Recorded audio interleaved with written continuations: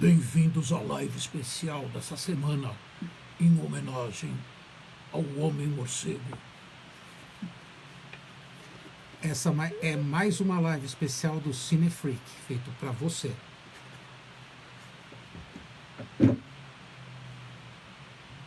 Eu sou o Vasco Guimarães, tô com cabelo castanho, óculos de grau, uma camiseta com o símbolo do Batman. Essa é a Andrea. Então, eu sou a esposa do Vasco, eu estou com uma camiseta também, né, do Batman, olha que lindo. Meu cabelo é loiro, tá? Eu estou com uma faixa preta e amarela no cabelo. A gente está fazendo isso pelo seguinte, porque o site Cinefreak é o único site geek e nerd que tem inclusão e acessibilidade. Como a gente tem seguidores que são surdos ou deficientes visuais, cegos e com baixa visão, a gente faz isso para que eles possam também aproveitar, assim como você. Bom, a live dessa semana, por incrível que pareça, quem me conhece sabe que é um assunto que eu gosto muito, mas não foi pedido meu. Foi o pedido do pessoal que segue o Cinefreak. Então a gente vai falar sobre o Batman. Apesar de que os 80 anos do personagem aconteceu no ano passado, a gente está fazendo esse ano explicando um pouco como funciona a história, as motivações que levaram o personagem a ser criado. Em 1938, nos Estados Unidos, dois judeus de Nova York, Jerry Siegel e Joe Shuster, resolveram criar o super-homem. E foi uma inovação, porque não existia super-heróis. Ou seja, heróis que tinham poderes. É claro que tinha heróis anteriores ao Superman, mas eles não tinham os poderes que Superman tinha. Então a gente pode dizer, e com muita propriedade, que o Super-Homem foi o primeiro super-herói criado. E quando ele foi criado para a National Comics, que depois se tornou a DC Comics, foi um sucesso imediato. E os editores-chefes da editora queria um outro personagem que pudesse continuar o sucesso do Superman e atingir um público maior.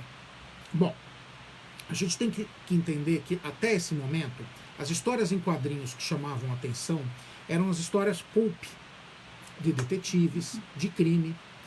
E quando surgiu o Super-Homem isso mudou. Mas, para o público adulto, as histórias de detetive ainda eram o foco do mercado. Então eles queriam um personagem novo. Eles, dois rapazes, o Bob Kane e o Bill Finger, eram cartunistas, pobres, todos os cartunistas, ou seja, todos os criadores de heróis dessa época, época de ouro, eram pobres e estavam numa situação miserável. Lembre-se que era na época da Grande Depressão, com a quebra da Bolsa de Nova York, as pessoas morriam de fome e não tinham dinheiro. Então, esses dois resolveram juntar a cabeça, a sua imaginação, para criar um personagem. E o Bob Kane, veja bem, o Bob Kane não é o pai do Batman. Ele é tão o pai quanto o Bill Finger é a mãe. Mas o conceito do Batman, que era muito simples, o Zorro e o Sherlock Holmes juntos, foi o Bob Kane que criou. E ele criou um personagem horrível. Ele usava um pijamão vermelho, era loiro, usava uma mascarinha preta e uma capa dura. E ele combatia o crime assim. Ele nunca ia fazer sucesso. O Bill Finger chegou e reformulou o visual do personagem. Então o visual clássico do Batman, o visual que a gente conhece, a roupa cinza, a máscara preta, a inspiração do morcego mesmo, veio com o Bill Finger, que só foi reconhecido agora como co-criador do personagem. E nos quadrinhos, o Homem-Morcego era extremamente violento. Ele percorria Gotham City em uma limusine, dirigida pelo Alfred. Ele pegava os criminosos, colocava nessa limusine e dava voltas por Gotham City enquanto torturava os vilões. e muitas vezes ele matava.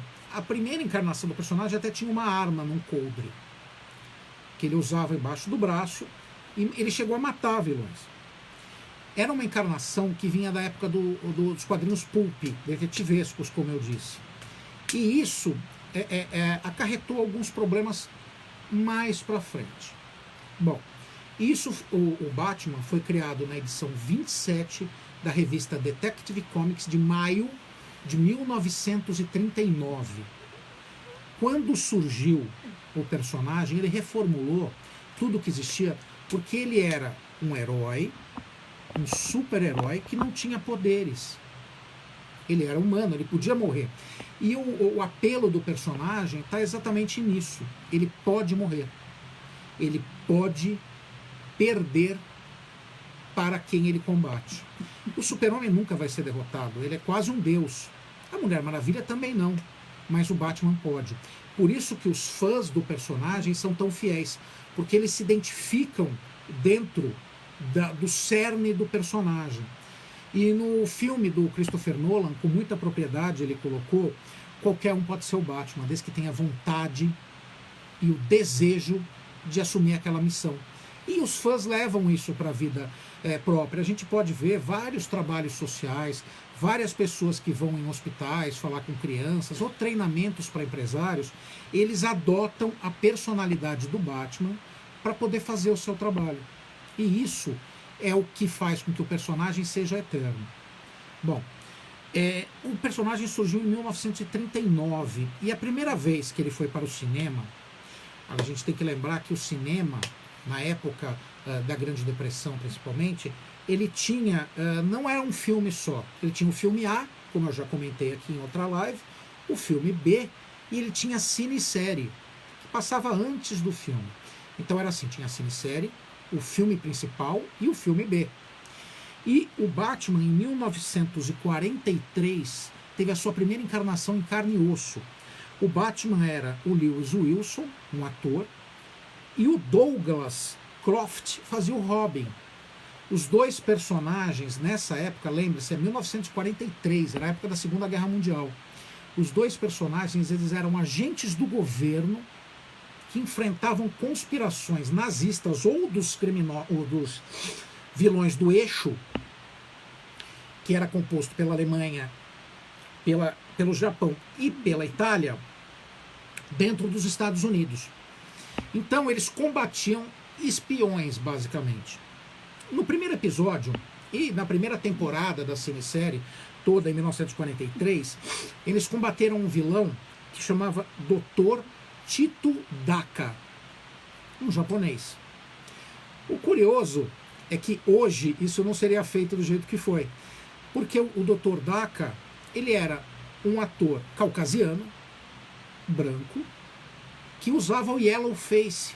Ele se pintava como se fosse oriental para interpretar o personagem, o que hoje é considerado uma técnica, uma ação discriminatória, claro que é, mas na época não era visto dessa maneira. Eles não colocaram um ator oriental, e dá para entender o porquê, se a gente levar tiver em mente que na época os Estados Unidos consideravam os japoneses inimigos do Estado, porque estava em guerra com o país. Então eles não tinham, na época não tinha um ator japonês que fizesse isso. Então eles colocaram um ator branco e fizeram o yellow face, o que é uma atitude muito discriminatória. Essa série, ela tinha uniformes hoje considerados ridículos. Eles eram pijamão cinza, largo, que não colava no corpo, a máscara, as orelhas eram de tecido, as orelhas caíam, era ridículo. Mas na época fez muito sucesso, os fãs faziam filas no cinema porque o ingresso era tipo um níquel da época, eles pagavam e podiam ficar o dia inteiro no cinema. Então fez muito sucesso. Não tinha o Batmóvel, era um carro da época, eu não lembro se era um Chrysler ou era um Ford Coupé, e quando estava com a capota levantada, era o Batman. Quando o carro estava com a capota abaixada, era o carro do Bruce Wayne. Eles não tinham um orçamento muito grande, então os efeitos especiais mesmo são absurdos, mas é nostálgico assistir. É muito gostoso, porque automaticamente, apesar de fazer o que? 1976 anos que foi feito, você se transporta para uma época em que era muito mais simples se fazer um filme de super-heróis. Dentro dessa estrutura, claro. E essa foi a primeira experiência live action do Batman. Depois, em 1949, no final da Segunda Guerra, teve uma outra versão, que foi Batman e Robin. O Batman aí era interpretado pelo Robert Lowry e o Robin pelo John Duncan.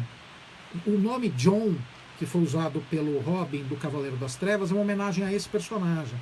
Aí já era um pouco diferente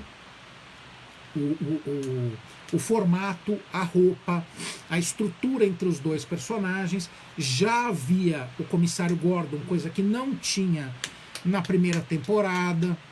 Bernardo, defeitos especiais, muito bem dito, eram horríveis, mas era gostoso de ver.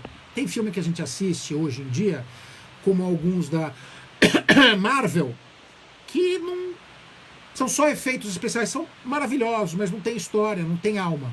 E essa série de 1943 tinha alma. Em 49 trouxeram de novo os personagens com outros atores. E aí sim, em Gotham City, enfrentando o crime, enfrentando vilões. Não era a galeria dos vilões do Batman, não tinha o Coringa, não tinha o Charada. Eram outros vilões que foram criados para a série. Uma curiosidade dessas duas séries é assim, a DC, que não existia ainda, ela era... Não existia, a DC, ela não existia. E ela não era da Warner. A Warner só comprou a DC agora nos anos 90. Se eu não me engano, ou final dos anos 80, ou no meio dos anos 90. E ela não tinha o estúdio de cinema por trás dos personagens. Então a série foi produzida pela Columbia Pictures. Então a Columbia era dona e proprietária da marca Batman no cinema. Essas duas foram as duas primeiras interpretações do Homem-Morcego em uma mídia, no caso, em cine e série. Depois disso, em 1954, surgiu um livro de um psiquiatra chamado Frederick Wertham.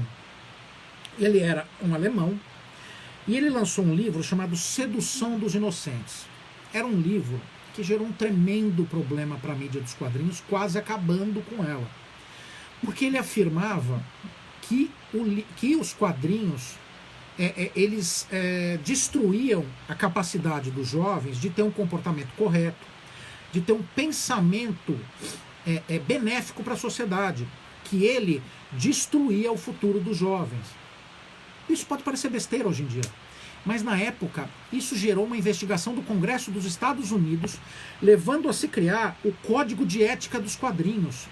Isso fez com que os personagens fossem adocicados. Eles ficaram coloridos. Não que eles fossem em preto e branco, mas as cores foram amenizadas. Então o Batman se tornou azul. A capa, a máscara, a elipse no peito do morcego. Esse psiquiatra pregava que, por exemplo, a Mulher Maravilha passava ideais de submissão sexual para os jovens. Que o Super-Homem, ele era fascista. E que as crianças não deveriam ler histórias em quadrinho. Os pais fizeram uma passeata, como aconteceu na época da Segunda Guerra com a passeata ariana, em que livros judeus foram queimados.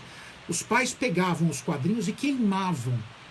Então milhares de produções deixaram de existir por causa dos pais.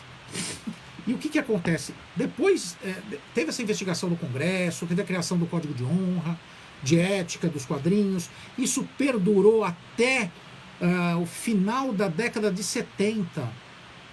E foi a própria DC Comics, aí sim já DC Comics, não mais National Comics, que fez o seguinte, num gibi em que unia o Arqueiro Verde e o Lanterna Verde em histórias que se passavam num ambiente urbano, dentro dos guetos, dentro das comunidades, na sociedade, eles tiveram o despeito de colocar na capa do gibi o Ricardito, o Ricardito é o assistente, o sidekick do Arqueiro Verde.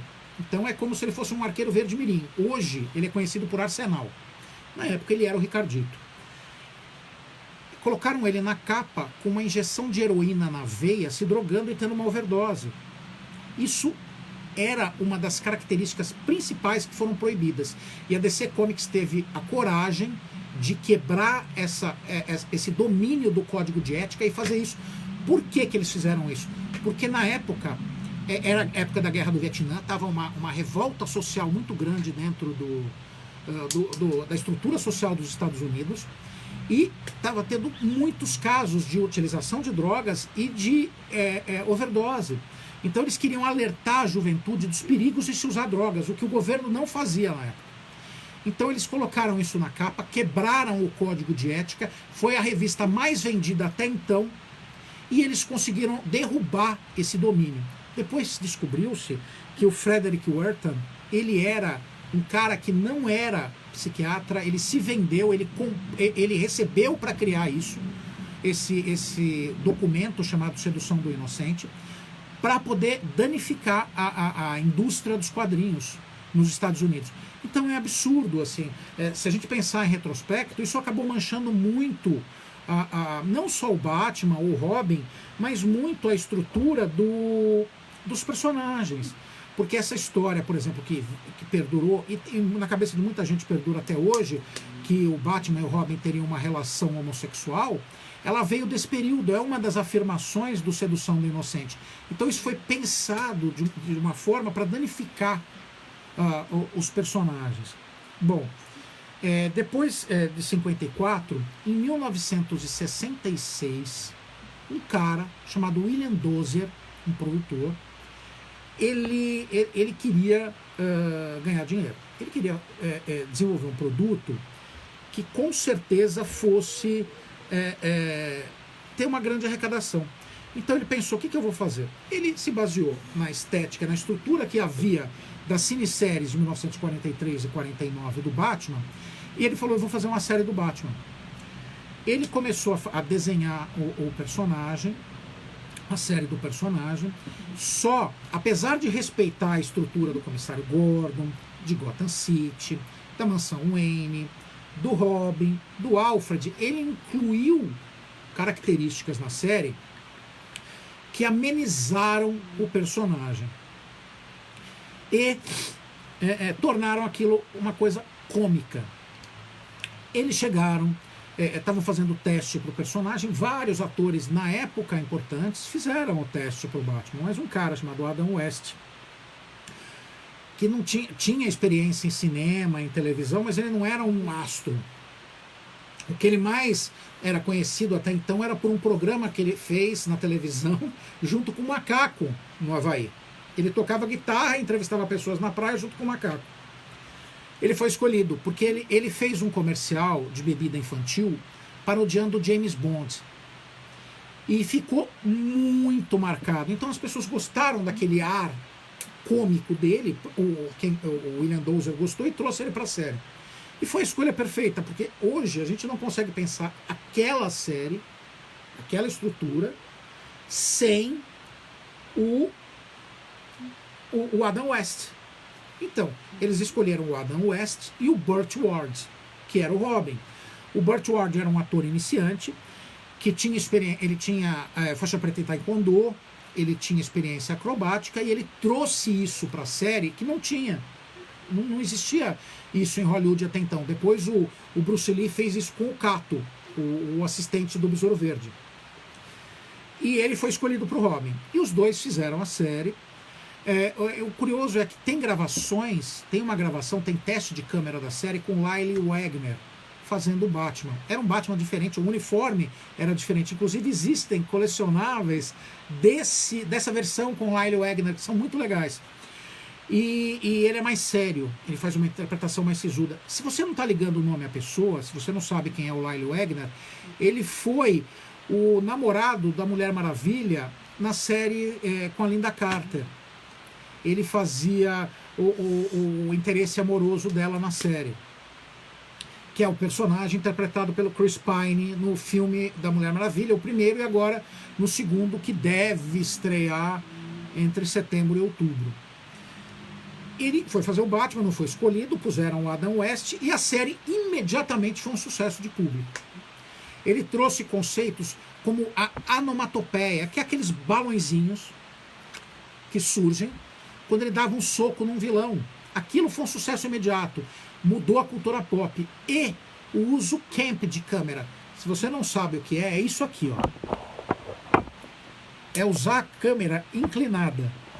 Parece bobeira, mas isso mudou a forma como os seriados eram feitos. Era quase uma câmera subjetiva. A câmera era um personagem na história. Isso tudo surgiu com o Batman. O George Barris criou um Batmóvel, todo mundo sabe essa história. Ele comprou um Ford Futura, um carro conceito por $1.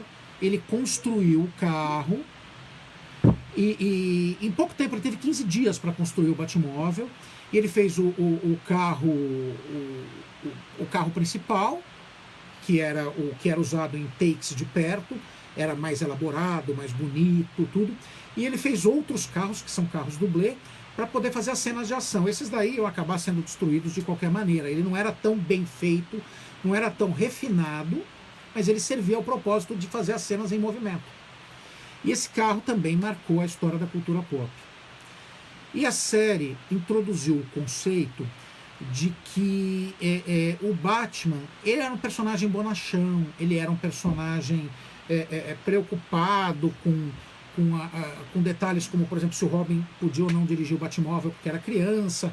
Uma vez ele foi até uma casa noturna, o barman ofereceu bebidas, ele falou, não, é leite, tomou leite junto com o Robin. Então era uma coisa feita pensando no lado cômico, mas o curioso é que os fãs não viam dessa maneira.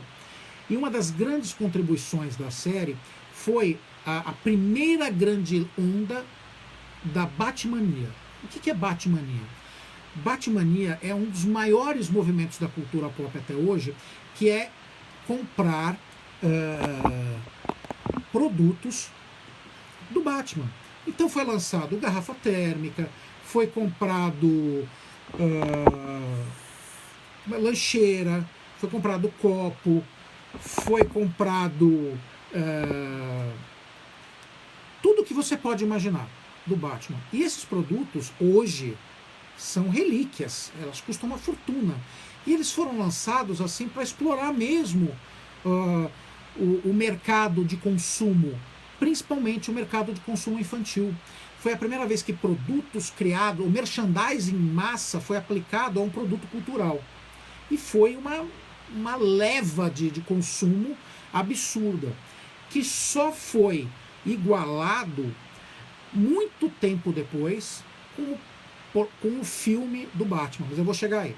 O Batman, que foi visto de maneira bonachona, maneira descontraída e cômica, ele perdurou depois da série numa animação que teve dos Super Amigos. Ele continuava seguindo o espírito do Adam West e do Burt Ward, que chegaram a fazer animações também. Teve uma versão da série animada. E tanto que a roupa do personagem da série Super Amigos e o carro é muito parecido com o usado na série do Batman, de 66. Daí,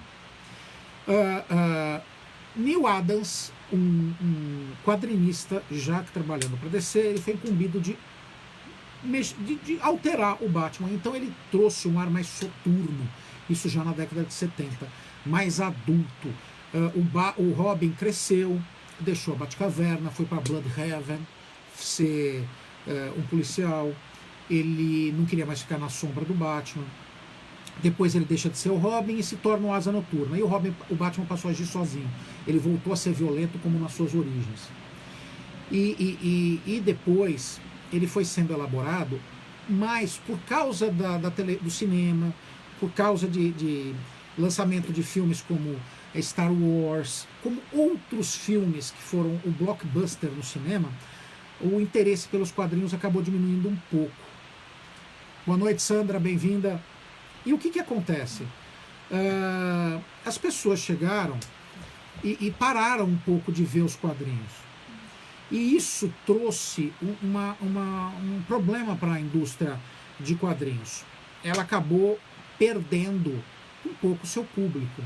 E, de novo, teve uma queda de vendas e se manteve na tríade da DC, que é o Superman, a Mulher Maravilha e o Batman. Eles continuaram vendendo quadrinhos, mas para um público muito específico. Como eu disse, o Batman foi reformulado e passou a atender um público adulto. Daí aconteceu o seguinte, isso foi indo até em 1986, um cara chamado Frank Miller resolveu fazer uma revista, resolveu pegar o Batman e mudar o que se conhece do personagem. Ele jogou o personagem num futuro em que ele tinha 55 anos, ele já estava aposentado há aproximadamente 8 anos.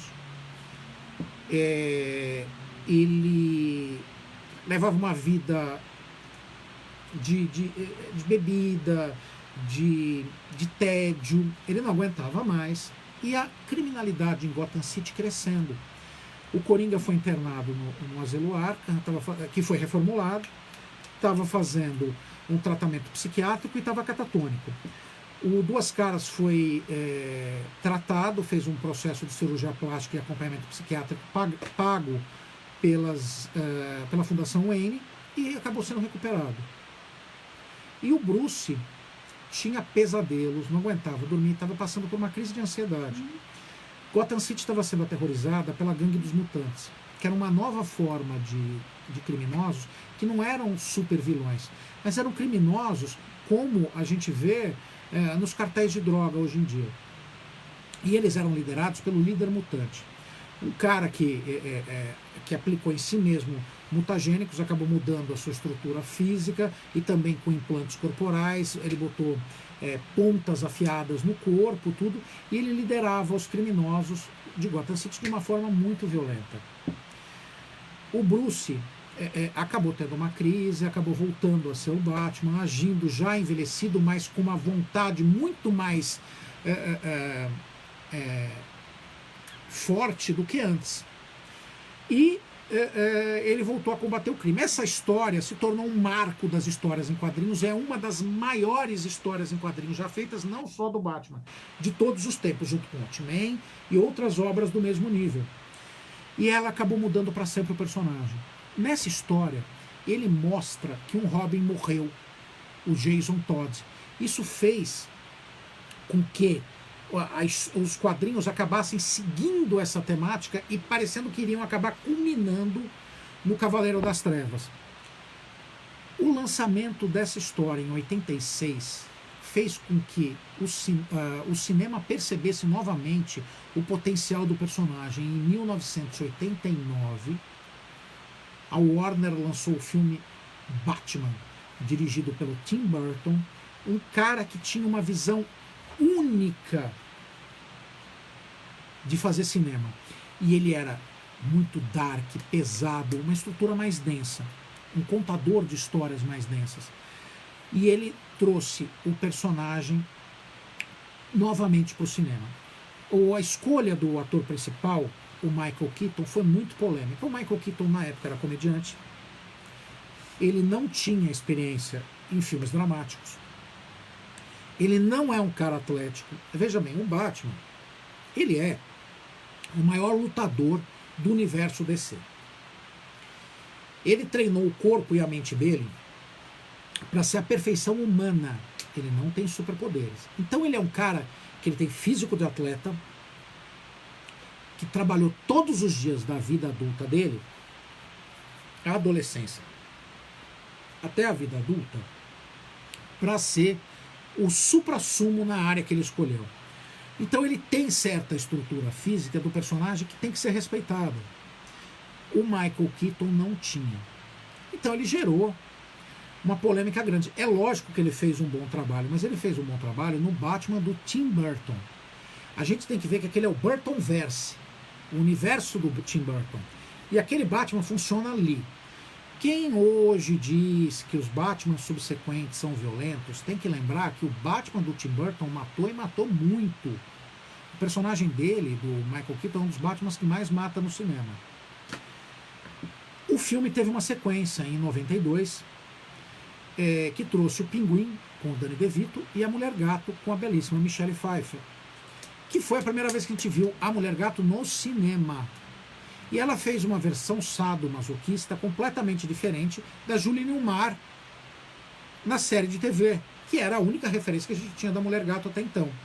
E foi um sucesso imediato. Até hoje é um sucesso da cultura pop, com cosplays de todo mundo, inclusive a Nana Bessa, que é uma das amigas do Cinefreak, que faz uma belíssima versão da Mulher Gato em cosplay. O Bernardo sabe, né, Bernardo? E daí, o que acontece? Em 92 voltou o Batman com um novo uniforme. Por que um novo uniforme? Porque o cinema tem que vender bonecos. Com um novo uniforme, com o mesmo carro, mas com uma segunda versão do carro. Uma versão que soltava as laterais e virava um míssil que corria pelas ruas de Gotham City como se fosse uma moto, que foi elaborado o conceito no Cavaleiro das Trevas, ressurge com o Batpod. Bom, o segundo filme, a Warner viu que o primeiro filme foi um grande sucesso e retomou a Batmania com uma nova leva de produtos de todo tipo. Eu lembro que na época eu era pequeno, eu comprei lancheira, eu comprei carteira, e eu tenho até hoje. Um dia eu mostro para vocês. Eu comprei um monte de produtos. Bottom. Um monte de coisa. Eu não achei aqui, eu ia mostrar para vocês. Deixa eu voltar aqui. Daí, ele lançou de novo no mundo. Uma história curiosa, pessoal, é assim, na sociedade voltou a ser moda o Batman, mas moda mesmo. Tinha festas em São Paulo, em outras cidades, no Rio, do Batman. Então as pessoas compravam as camisetas com o logo do Batman, punham e iam na festa. Embalados pela música do Prince, a Bat Dance do Prince, que foi um sucesso no mundo inteiro. O Batman, de 89, foi o primeiro filme a ter duas trilhas sonoras oficiais, uma com músicas do Prince e uma instrumental. Muito bonita, por sinal.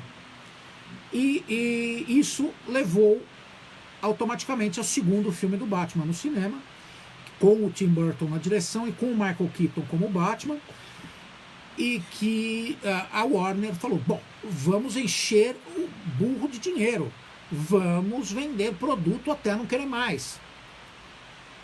E eles fizeram um acordo milionário com o McDonald's. O McDonald's iria disponibilizar os produtos do Batman no seu McLanche Feliz. Bom, o que acontece? Douglas, seja bem-vindo. Realmente, e eu tenho coisa que até Deus duvida. Um dia eu faço uma mostragem direitinho. Hoje eu vou mostrar um pouquinho depois, no final da live. Mas assim, a Warner chegou e fez esse acordo milionário com o McDonald's. Só que uma coisa curiosa, o McDonald's produziu os brinquedos e não viu o filme. Porque na época não era costume o marketing se envolver com o desenvolvimento do filme. Quando o filme estreou, tinha cenas do pinguim mordendo e arrancando o nariz de pessoas. O filme era muito adulto, principalmente para a época. E o McDonald's ficou revoltadíssimo, retirou os produtos do mercado, os brindes dos seus produtos e quebrou o contrato com a Warner. Esta foi uma das principais razões de não ter acontecido o terceiro filme com o Michael Keaton e com o Tim Burton. Foi uma razão de marketing, porque o filme era adulto demais, a visão do Tim Burton era adulto demais. Depois disso, o Tim Burton se revoltou com essa história do marketing do filme influenciar o que acontecia e não acontecia, falou, não vou fazer mais, ele não iria fazer mesmo porque a Warner queria vender brinquedo. O Michael Keaton foi chamado para fazer o terceiro Batman, sem o Tim Burton ele não quis fazer, ele falou, não vou fazer, e escolheram um novo diretor, o Joel Schumacher. E o Joel Schumacher teve a função de escalar um novo Batman. Ele escalou um cara, teve testes, inúmeros testes, isso inclusive é disponível na internet, você pode achar no YouTube. E ele escolheu um cara que fez, por incrível que pareça, um bom Batman. Ele é um bom ator e fez um bom personagem, o Val Kilmer. Tirando o fato que ele é loiro. No filme é curioso, tem cenas que ele tá loiro, tem cenas que ele tá com o cabelo mais escuro. Porque eles percebem que o Batman não é loiro. E o filme trouxe uma visão nova do personagem ainda, apesar de ter alguns elementos dark, ele tinha muita luz, muita cor. Ele aproximava o filme da visão que a Warner queria de vender produto, tanto que o Batman no filme, é curioso, essa é uma das razões, que ele tem mais de um uniforme no mesmo filme, porque assim você vende mais bonecos. Tem vários veículos, porque assim você vende mais carrinhos. Então o Joel Schumacher fez exatamente o que a Warner quis. E ele fez um filme que incluía as crianças, colorido, era leve, era isso, era aquilo. E não era o que os fãs queriam. Os fãs queriam um Batman pesado, denso, na época.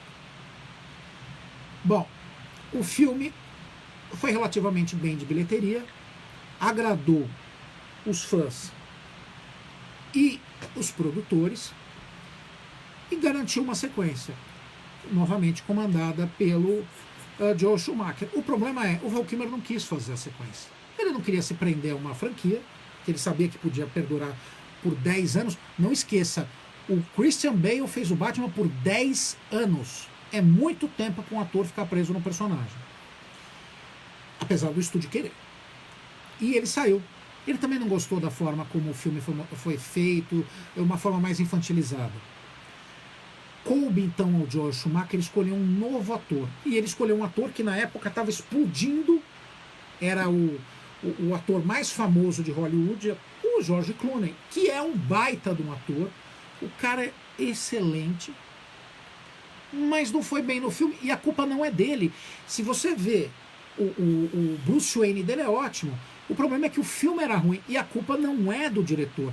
Esse foi um filme de produtores. A Warner falou, vamos mamar nesta vaca até ela secar, e fez o possível para o filme ser um grande comercial de brinquedos. Esqueceram da história. O filme é fraco, os personagens foram descaracterizados. O Bane deste filme é das piores interpretações de um vilão no cinema. É péssimo. Apesar de ter momentos ótimos, como a Era Venenosa da Uma Thurman, que é belíssima, mas também não é a personagem que todo mundo conhece. E esse filme meteu um prego no caixão do Batman. Durante muito tempo não haveria mais um filme do Batman. E ficou bastante tempo sem um filme. Só que não quer dizer que não houve tentativas de se trazer o personagem de volta para o cinema. Vários diretores criaram projetos para o filme, para o Batman. Diretores que queriam descaracterizar o Batman não seria um milionário, ele seria um cara que tinha perdido todo o dinheiro, foi morar junto com um mecânico que se chamava Alfred, que não era inglês, ele era afro-americano, ele era um veterano de guerra que tinha perdido a perna, ele então teve uma grande revolta social e acabou usando o manto do morcego para vingar essa revolta social. Essa era uma das versões do Batman que poderia ter ido para os cinemas, assim como outras versões no momento de Batman vs Superman, como eu já disse em outra live, interpretado pelo Jude Law como Super-Homem e pelo Colin Farrell como Batman. Esses filmes foram apresentados para a Warner, chegaram a ter um sinal verde, mas foram arquivados. Depois disso, teve a tentativa de se trazer o Batman de novo para o cinema com Liga da Justiça Mortal, que era uma história que colocava a Liga da Justiça numa versão completamente inédita ao que se tinha visto, tá? E que chegou a entrar em pré-produção. Tem os uniformes, você pode ver os uniformes na internet, tem os atores escalados, todos os atores para a Liga da Justiça estavam escalados, o Armie Hammer seria o Batman, o que eu acho uma escolha legal, até o cara é um bom ator, e eu acredito que ele faria um bom Batman, ele tem o queixo, ele tem o porte físico, o cara é forte, o cara é ágil e é um bom ator. Mas foi arquivado. E o que aconteceu? Na época em que esse filme estava sendo desenvolvido também um outro projeto, que se trazia um filme solo do Batman de novo para o cinema. E quem acabou pegando esse projeto e desenvolvendo foi o Christopher Nolan, que trouxe o Christian Bale como Batman, e foi um sucesso imediato com Batman Begins, abrindo caminho para o Cavaleiro das Trevas, aí com o Coringa, uma visão dark mesmo do Coringa, diferente do Jack Nicholson, e para o Cavaleiro das Trevas Ressurge, que finalizou essa trilogia no cinema, que seria o Nolanverse, mostrando um Batman no mundo real, e não fez tanto sucesso quanto as duas versões anteriores, e principalmente quanto o Cavaleiro das Trevas. Bom, quando acabou o filme, imediatamente a Warner percebeu que os filmes de super-heróis estavam em alta.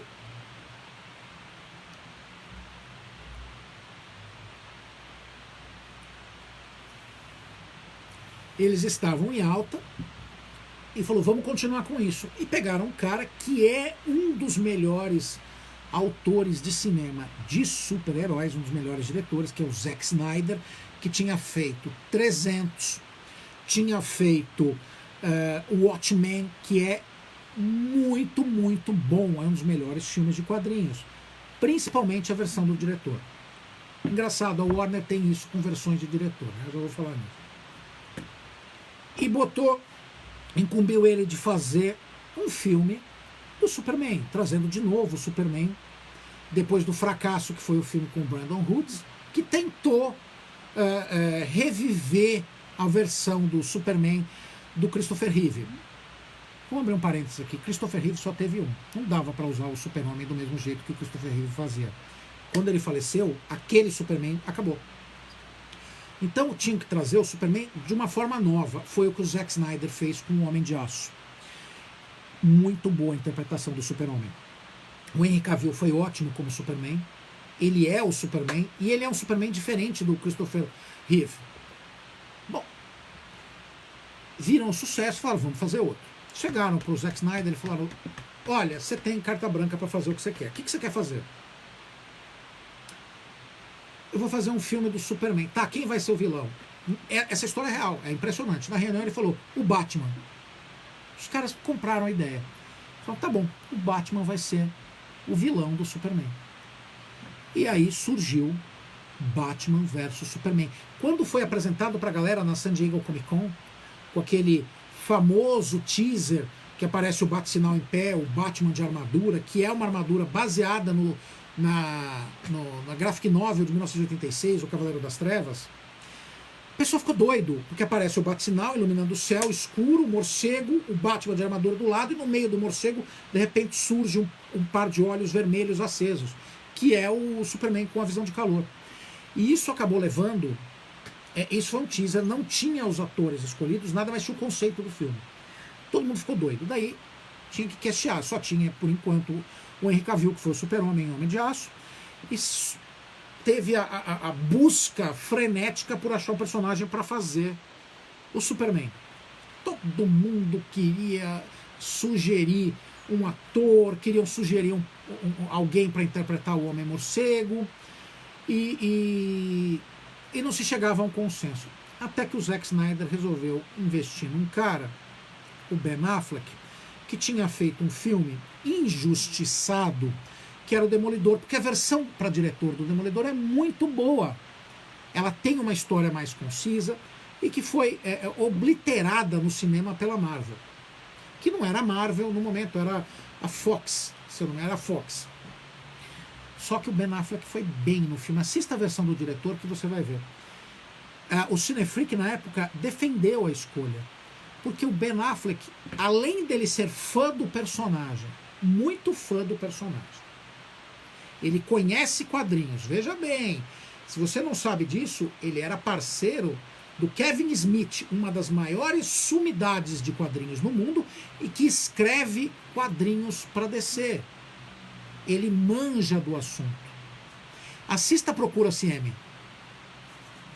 Bom, ele tinha o físico do personagem, ele tinha evoluído muito como artista, ele chegou a fazer uns filmes ruins, a culpa não é dele, todo mundo tem seus altos e baixos, mas ele fez Argo, que é maravilhoso. Ele vinha de uma série de filmes em que ele mesmo dirigia e que mostra que ele tinha muito talento. Então, o Cinefreak defendeu a escolha. E quando ele veio como Batman, no Batman vs Superman, que houve a promessa dos figurinos, todo mundo ficou imaginando como seria, que foi dito que o figurino seria cinza. Em homenagem aos quadrinhos, todo mundo ficou doido, porque até então o Batman a roupa era preta. Um Batman cinza, com roupa, não com uma armadura. Nossa, os fãs enlouqueceram. O Anderson que eu diga.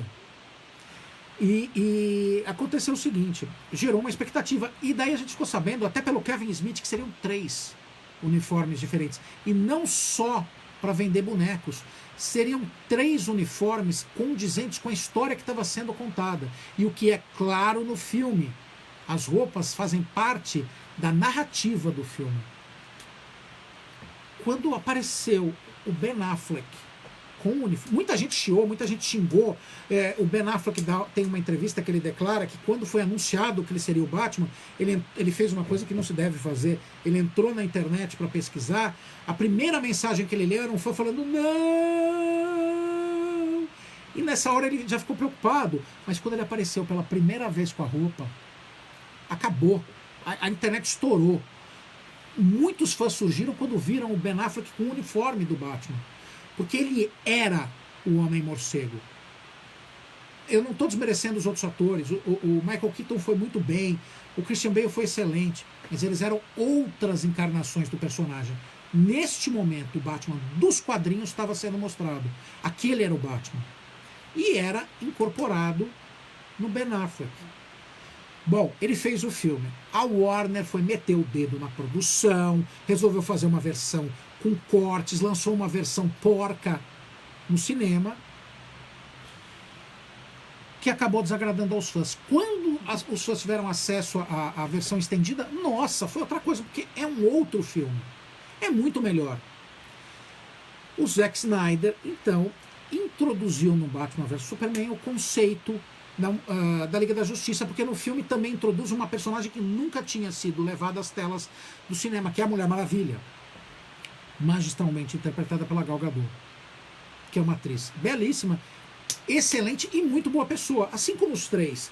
Quem vê as entrevistas dos 3, o fato do Ben Affleck indo de Batman nos hospitais, ele pegando a roupa emprestada para animar a festa do filho de aniversário, que queria o Batman na festa, são histórias maravilhosas. E isso levou ao filme da Liga da Justiça. O problema é que a Warner já tinha mexido em Batman vs Superman e resolveu mexer na Liga da Justiça no meio da coisa sendo feita. E colocou outro diretor, o Joss Whedon. Tirou o Zack Snyder, colocou o Joss Whedon e desandou o bolo. Você sabe, quem cozinha sabe que 2 cozinheiros não podem mexer no mesmo prato.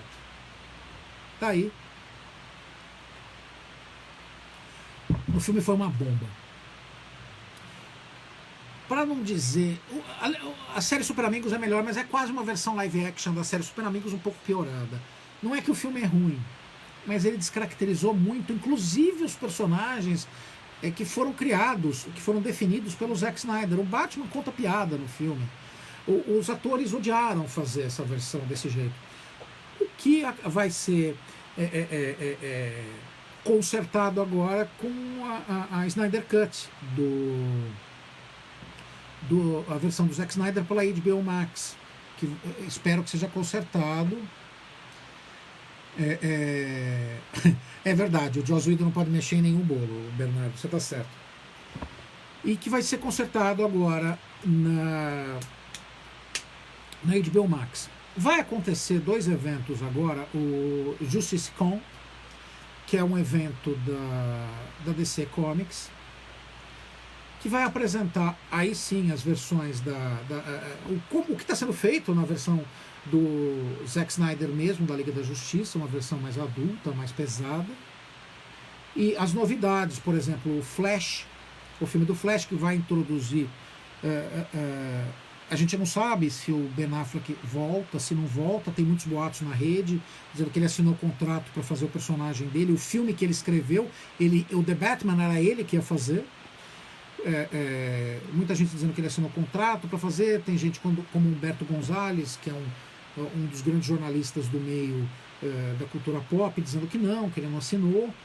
Mas o caso é, se o Liga da Justiça do Zack Snyder fizer sucesso, isso pode sim abrir caminho para uma versão do Batman no multiverso, que é um conceito que está sendo explorado no filme do Flash, que pode trazer o Michael Keaton de novo como Batman do filme de 89, do Tim Burton, como o Homem-Morcego mais envelhecido, que por uma das ações do Flash de viajar no tempo e no multiverso, acaba vindo para essa realidade, orientando os heróis mais jovens. E isso poderia trazer num filme, o do Flash, vários Batman. O Batman do Michael Keaton, o Batman do Ben Affleck e o Batman do Pattinson, do Robert Pattinson, que é o novo Batman, que não faz parte do MCU. Perdão, do MCU não, do DCU, gente, por favor, desculpe. Não da Marvel, mas da DC. E ele não faz mesmo parte do MCU. E unir ele aos outros heróis. É uma das formas de consertar o que a própria Warner bagunçou no cinema. O Batman também povoou várias séries, o universo do Batman teve na década de 90 Birds of Prey, que não é o filme da Margot Robbie, mas é uma série que apresentava a caçadora, a Canário Negro e várias personagens femininas combatendo o crime numa Gotham City que foi abandonada pelo Batman. Depois teve Gotham, que foi muito legal até o final, porque aquela roupa do Batman é horrível. E teve Pennyworth e outras séries que chegam a falar do Batman. O próprio Arrowverse, o universo criado a série do Arqueiro Verde, que acabou indo para Flash, Legends of Tomorrow, Constantine, Novos Titãs, O Monstro do Pântano, Doom Patrol, Stargirl. Essas séries passam no universo da DC, apesar de ser um multiverso. Mas nesse universo existe o Batman. Inclusive com a presença da Batwoman, que foi interpretada pela Ruby Rose e deixou a série por diversas razões. O Cinefric até chegou a publicar uma matéria sobre isso. Ela afirmou que foi por maus tratos, mas ela nunca teve satisfeita com os rumos da série. Ela acabou não gostando, ela achou que o fato de ficar presa numa série que teria várias temporadas acabaria prejudicando a carreira no cinema dela, então ela abandonou a série. Os produtores, de uma forma muito inteligente, falaram: pô, como é que a gente vai substituir a personagem principal no meio do caminho? Então eles resolveram fazer uma coisa curiosa. E se fosse outra Batwoman? Então eles fizeram isso. A Batwoman não é mais a mesma personagem. Na série ela morre e outra mulher assume o manto do morcego. Escolheram uma atriz essa semana belíssima, uma afro-americana, uma atriz que gerou muita polêmica na rede. Tem muita gente dizendo: ah, mas ela é negra, mas isso, mas aquilo. Gente, você pegar um personagem que já existe e mudar a etnia do personagem é uma coisa. Particularmente, eu acho que é mais fácil sim, criar alguma coisa nova. É melhor, você honra mais determinada parcela da sociedade, criando alguma coisa específica para eles, como o Spawn foi criado pelo McFarlane, como o Shaft, por exemplo, do que você pegar um personagem e descaracterizar em função de uma coisa externa. Eu não concordo muito com isso. Mas nesse caso específico, não é a Kate Kane, não é a Batwoman, é uma outra personagem que vai assumir o manto do morcego. Então nada impede. Eu acho que foi uma grande sacada do produtor da Batwoman e eu espero que a série seja boa.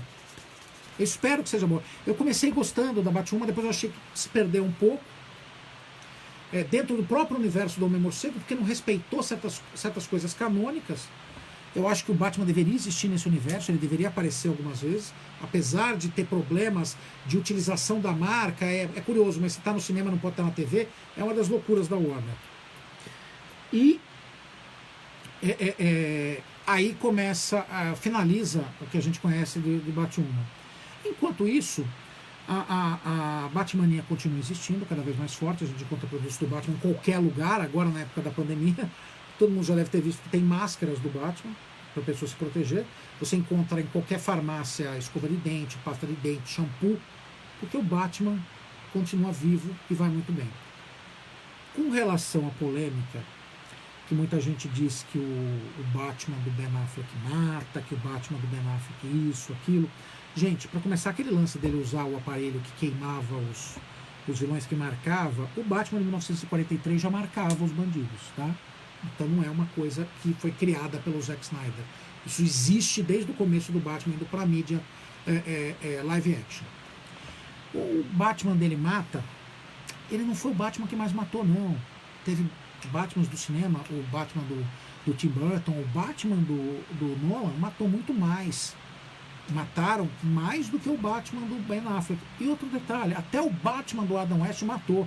No primeiro episódio da série, uma mulher morre por causa dele. Ela cai dentro do reator atômico da Batcaverna e morre, uma vilã. Então, assim, a gente tem que ver que as primeiras encarnações do personagem eram extremamente violentas e matavam. Então, esse filme faz uma homenagem à mídia dos quadrinhos e faz isso muito bem. Então, eu nunca entendi essa discussão em torno do personagem, eu nunca entendi essa discussão que diz que há um personagem violento. Gente, o Batman é violento, que nem você fazer um filme do Justiceiro e achar que ele cria ovelhas. Isso não vai existir. Bom, os últimos boatos, as últimas histórias que surgiram em torno do personagem, realmente é isso, de que o personagem, o Ben Affleck pode voltar, de que vai ser o Michael Keaton baseado na versão do Reino do Amanhã, o que seria maravilhoso poder ver no cinema, que vai haver um Batverso no cinema, com várias interpretações do Batman acontecendo ao mesmo tempo, o que pode acontecer, e vai de encontro a uma conversas que eu já tive com o Bernardo, com o pessoal do grupo do WhatsApp do Cinefreak, que é o seguinte, várias encarnações do Batman. Existia uma série na década de 90 de quadrinhos chamada Túnel do Tempo, que mostrava o Batman em diversos períodos históricos, como seria se o Batman vivesse na Idade Média, como seria se o Batman fosse o Zorro, como seria se o Batman fosse o Frankenstein, como seria se ele fosse um detetive de filme noir, como seria se ele vivesse no Tempo das Cavernas.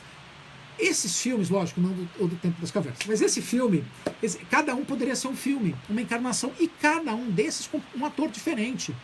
Então a gente veria atores mais velhos, como o próprio Michael Keaton interpretando o Homem-Morcego numa dessas versões, no Reino do Amanhã, por exemplo. A gente veria uma das versões que eu sou louco para ver no cinema, que é o Batman by Gaslight, que ele enfrenta em 1988 o Jack Stripador. Seria maravilhoso no cinema. O Batman Morcego, que o Bernardo está falando, que é o morcego humano aqui atrás.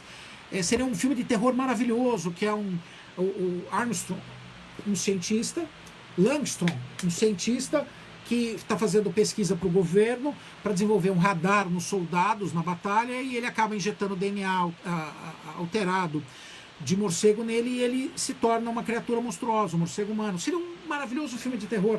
Então tem várias versões do personagem que podem ser exploradas. Se a Warner for esperta, ela vai começar a fazer isso, nem que seja para HBO Max. E isso vai fazer vender muito mais produto, vai fazer com que os fãs comprem esse produto, porque não vai ser uma coisa gratuita, ela vai ser condizente com a narrativa do filme. Bom, o Batman existe desde 1939, 81 anos. Ele é um personagem que atende uma vontade, um apelo muito forte da população. Os fãs... Verdade, Douglas, o Batman do Pattinson poderia seguir muito. Eu acho que não, mas seria muito legal. E eu queria agradecer todo mundo que está entrando nessa live, que está prestigiando a gente, que está comentando aqui. Esse programa semanal é feito para você que é fã, para você que gosta. Você tem a liberdade de comentar aqui. Um dos diferenciais dessa live é exatamente essa. O que você colocar aqui, eu vou comentar com você na hora. Na hora eu comento a sua dúvida, a sua pergunta. Eu não sigo um roteiro propriamente dito, o que deixa ela maluca, porque ela está fazendo aqui Libras, que é a língua brasileira de sinais, para as pessoas que são surdas, que seguem a página, poder entender o que está falando, mas ela fica enlouquecida porque não consegue fazer o que eu falo, porque eu faço muito de memória da cabeça. Obrigado, esse horário é melhor. Douglas, a gente vai continuar nesse horário, pode deixar. Eu também achei que foi melhor, o público pode ficar mais à vontade. E esse programa é feito para você. Durante a semana, se você quiser mandar na página do Facebook alguma pergunta, se você quer sugerir algum tema, fique à vontade. É seu esse espaço.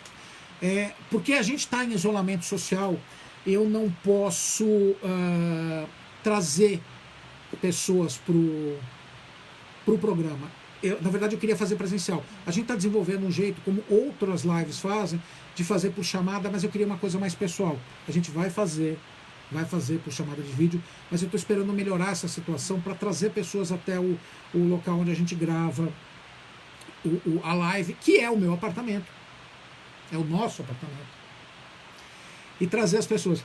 Provavelmente a primeira pessoa vai ser o Bernardo. O Douglas já falou que quer ser um dos convidados. A gente vai ver como é que vai fazer. Como ele não mora em São Paulo, a gente vai disponibilizar uma chamada de vídeo para falar com ele. Vai ser um prazer. E assim todos vocês podem participar. Eu vou disponibilizar um jeito de cada um entrar, a gente fazer uma sala geral que vai ser disponibilizada como um grande programa de entrevistas e comentário com os fãs. Eu estou vendo uma maneira de fazer isso e eu vou fazer isso para vocês. Eu quero dizer novamente o seguinte: o Cinefreak ele está se tornando acessível para que todos possam seguir, todos possam curtir.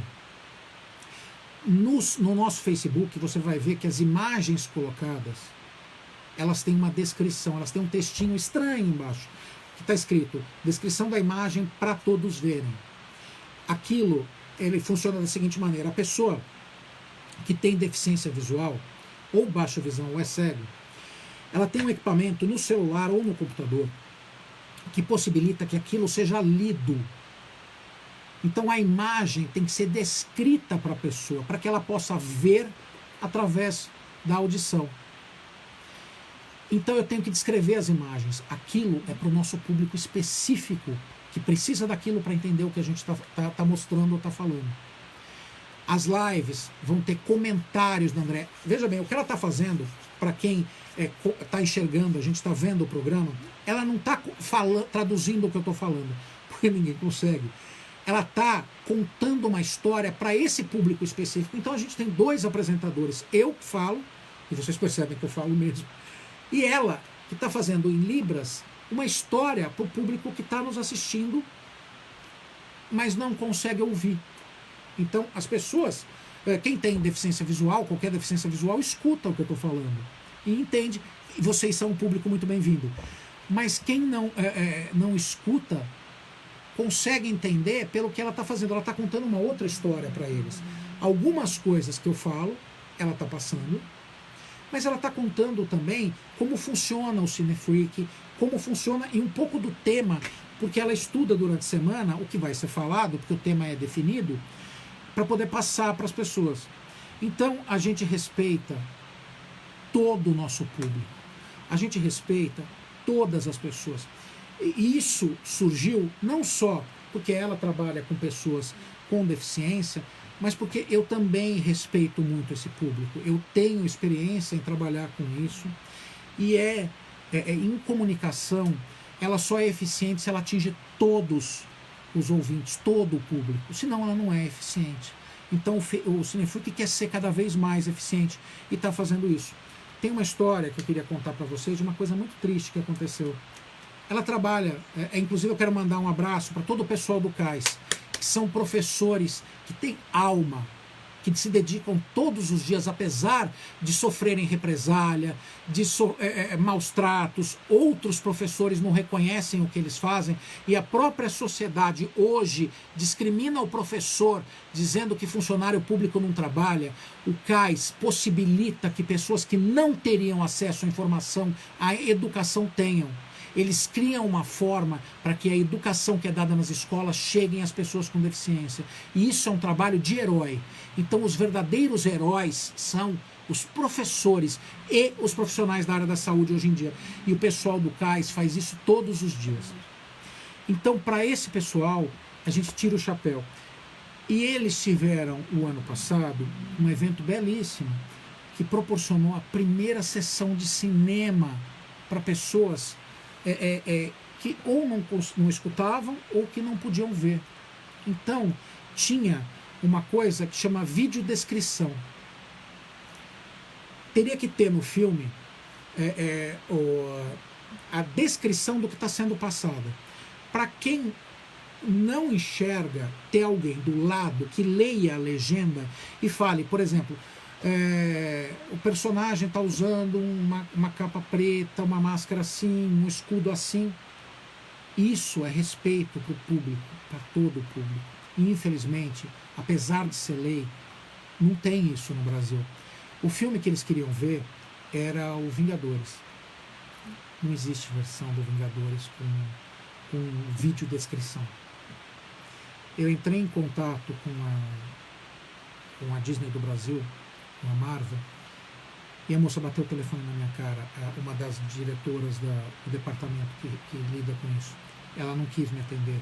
Eu expliquei que era para pessoas que não tinham dinheiro, que o projeto que estava sendo desenvolvido não tinha dinheiro, que o projeto que estava sendo desenvolvido era para pessoas com deficientes, pessoas que não tinham como ir no cinema. E mais, que seria a primeira sessão de cinema na vida daquelas pessoas. A moça bateu o telefone na minha cara. E graças a Deus, graças ao esforço de muita gente, inclusive de um amigo do Cinefreak, o Vinícius Ronck, que se dedicou, que doou o seu tempo para ajudar nesse projeto, a gente conseguiu realizar, de uma certa maneira, o desejo dessas pessoas. Porque não tinha dinheiro envolvido, gente. Não era uma coisa que foi cobrada. Era realizar o sonho de um cinéfilo, de uma pessoa que queria ver um filme pela primeira vez. Foi a primeira vez que um grupo de pessoas assistiu um filme. Porque foi a primeira vez que alguém se importou o suficiente para trazer um filme para eles. Por causa disso, o Cinefreak está se tornando acessível. Ele está se tornando um veículo para todo o público. Então, eu espero que você siga o trabalho que a gente está fazendo, curte, compartilhe para aquela pessoa que você conhece, que não escuta, que não consegue enxergar. Compartilhe o nosso site, compartilhe o nosso Facebook, porque ele é feito para você e para todos. Agora eu vou mostrar um pouco para você do cenário aqui atrás. Esse é um cenário temporário, eu ainda vou elaborar mais, ele vai ter mais espaço, porque onde a gente está é muito maior, mas ele está empilhado de coisas. Então a gente está construindo o cenário no apartamento, com vários espaços. Depois eu tenho um projeto junto com... Olha, a Miriam Rodrigues, mãe do Bernardo, do Cinefreak, está querendo que quando a gente voltar dessa pandemia, desse isolamento, quer fazer um evento no Cineflix, que é a rede de cinema que abraçou o Cinefreak. Vai ser um prazer, sempre a gente foi um projeto irmão que caminhou junto com o Cineflix, uma rede de cinema que se importa com as pessoas, que se importa. Eles já tiveram sessões azuis, que são sessões para um público que tem autismo, eles já fizeram sessões para a mãe que tem um filho pequeno, que são a sessão babá, que pode levar o filho.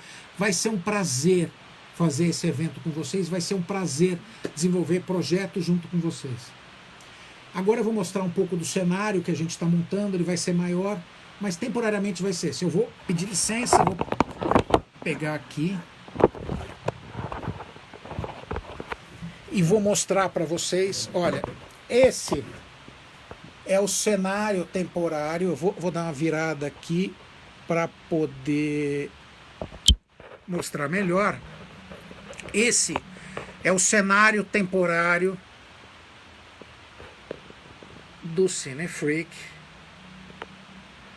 Ele é um local onde eu coloco o acervo de coleção do Cinefreak, mas na verdade aquele espaço que está vazio ali, ó, é onde estava o capacete que eu usei no começo do programa. Essa coleção, essas máscaras, muitas delas foram usadas mesmo pelos atores, elas foram produzidas no filme, eu consegui comprar e guardar, porque eu sou maníaco pelo personagem, e eu coleciono desde pequeno. Um detalhe, eu comecei a ler com o gibi. Tá, então eu sempre gostei. Aqui tem os action figure, aqui não são todos que eu tenho. Esses não são todos. Eu tenho mais, muito mais. É que não tem espaço para eu colocar isso. Então, esse vai ser um dos cenários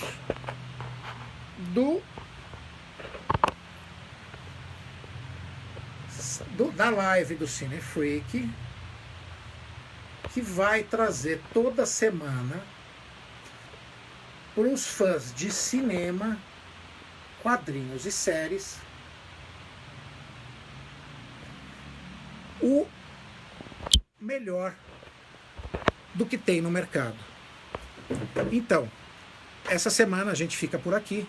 Eu agradeço a todos vocês pela presença e continuem prestigiando o canal, porque, novamente, eu e você somos Cinefreak. Tchau, gente. Boa noite. Até a próxima semana. Espero que vocês tenham gostado. A gente fez com muito amor e carinho, viu? Tchau, gente. Boa noite.